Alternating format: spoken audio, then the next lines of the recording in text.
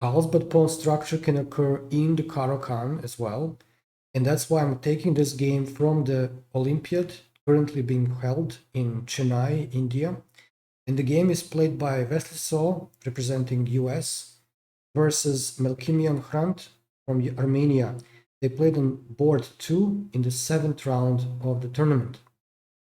And Wesley opened with e4, c6, knight c3. I'm going to just show why some people would actually choose to go knight c3 over d4. So when you play d4, you get d5, and after knight c3, d takes c, knight takes c4, and let's say we go for the classical bishop f5 line. The knight goes to g3, typically bishop g6, h4, and h6. This is what we normally get. Now when we go back here, and we play knight c3 instead, and d5, and then knight f3, what we are expecting as white is this to happen. Same variation, only this time we'd have the knight on f3 and not the pawn on d4. And let's see how this is going to be used. We play knight e5 here, the bishop retreats to h7, and we play big queen h5. Threatening mate. g6 is the only move, and now instead of moving the queen back, I'm going to just play bishop c4. Sacrifice the queen because there is mate on f7. Of course, black is not going to take, but play e6, and now we go back with the queen to e2. The threat is to take on f7, and after that to take on e6, followed by queen f7 mate. For example, knight e7, knight takes f7, king takes, queen e6, king g7, queen f7 mate. Overall, it's not an easy situation here for black. So this may be like an ideal setup for white in this two knights attack, so-called, when white plays first knight c3 and after d5, knight f3. That's exactly what happened in this game. So bishop g4 is played, and this is the main move here, and after h3, I would actually be quite curious why there is only bishop takes f3 and not bishop to h5. So first we take here, and then we play bishop b5, trying to make them feel bad because the bishop is moved away from this diagonal. So normally they'd like to have the bishop put on d7 here, but now it's not possible. Let's say, for example, they put the knight on d7 here. You see, the knight is not being defended by other than the queen and the king, which is not good enough, actually. So we need our knight on e5 to put more pressure on d7, and then we're probably winning. In order to do that, we need g4, kicking the bishop away, and then knight e5. Threatening to win.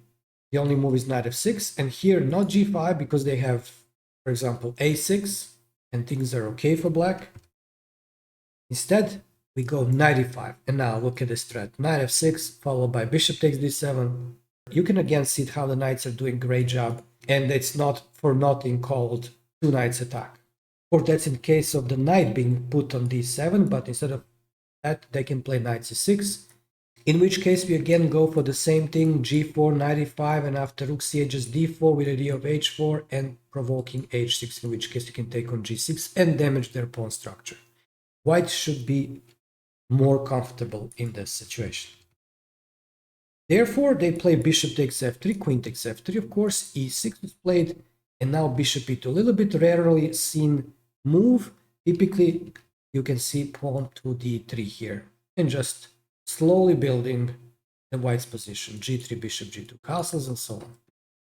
Now we had bishop e2, bishop c5, white castle, black played knight e7, and here white went for e takes d5, which kind of initiates this, or is basically asking for the Carlsbad pawn structure of the c takes d5, which was not the only move. There was also e takes d, but this is going to be the move that we are going to follow.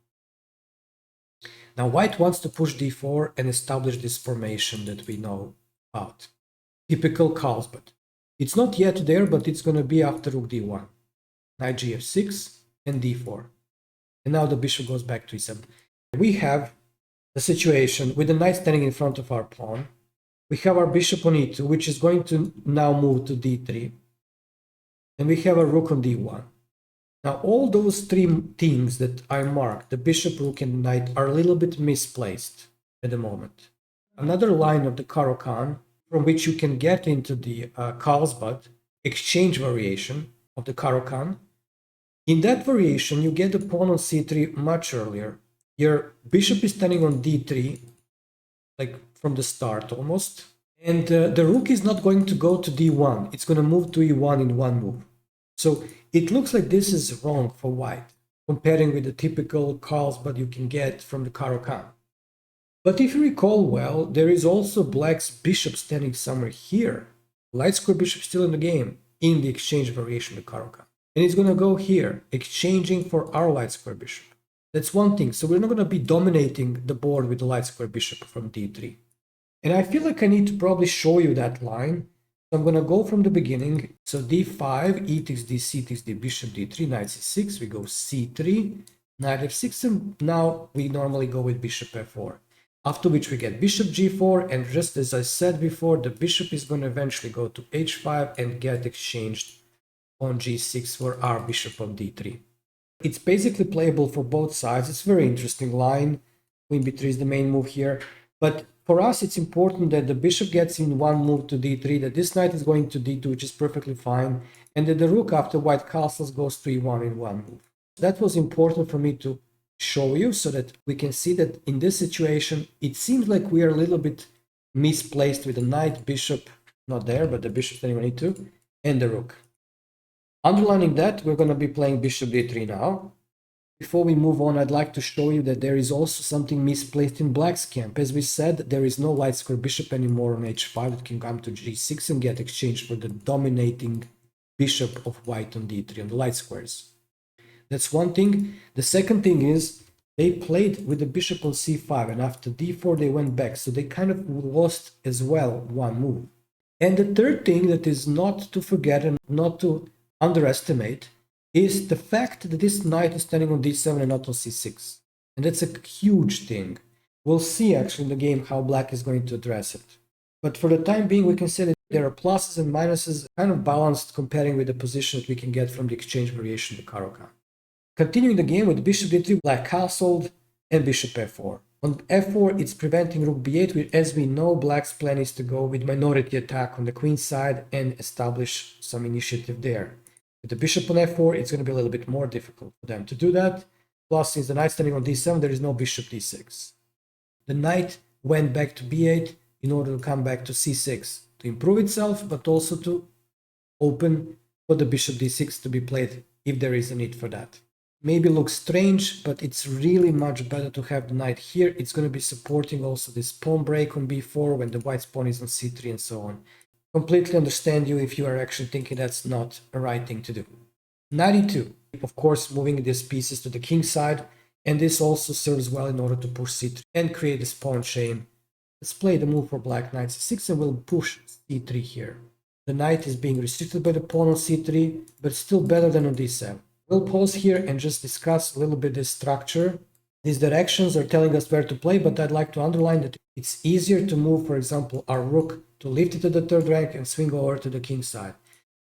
For the light square bishop, for the dark square bishop, everything is opened.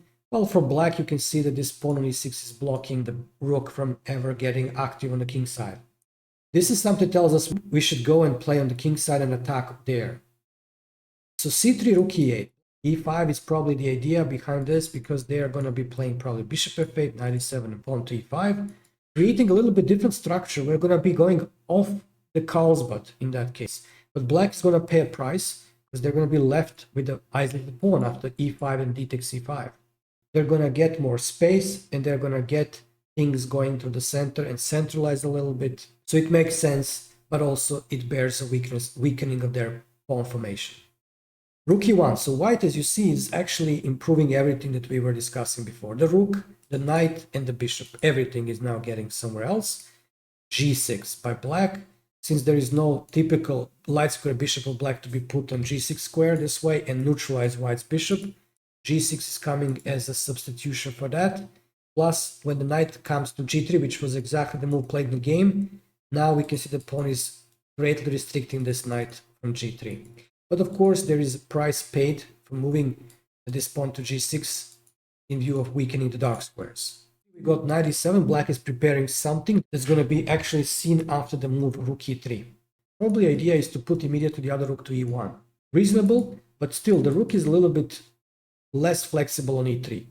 And the response for black is indeed in e5. In case of d takes e5, there is this in-between move, bishop c5, hitting the rook. The rook goes back, and only then knight takes c5, followed by queen h4. And just let's demonstrate it. Queen comes to h4, attacking the bishop.